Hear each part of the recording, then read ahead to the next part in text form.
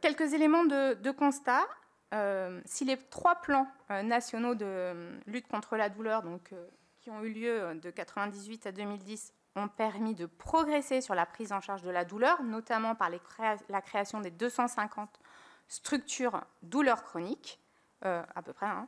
La prise en charge de la douleur chronique et de la formation des professionnels de santé sont encore à améliorer. Il y a encore des marges de progrès.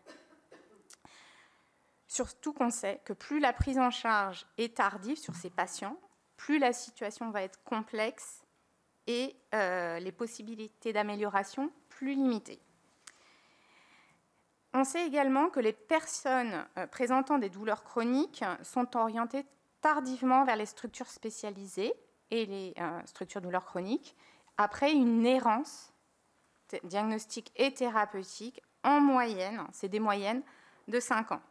Et lorsqu'elles sont adressées aux structures douleurs chroniques, elles doivent en plus attendre un délai d'attente qui est variable, hétérogène d'une région à l'autre et environ 8 mois.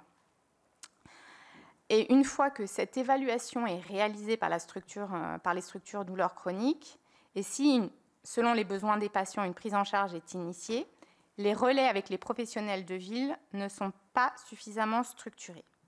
Et enfin, à ce constat, il y a évidemment malheureusement des inégalités territoriales d'accès aux soins spécialisés qui persistent, notamment pour l'accès aux différentes techniques disponibles pour la prise en charge de ces patients, variables suivant les structures spécialisées des territoires.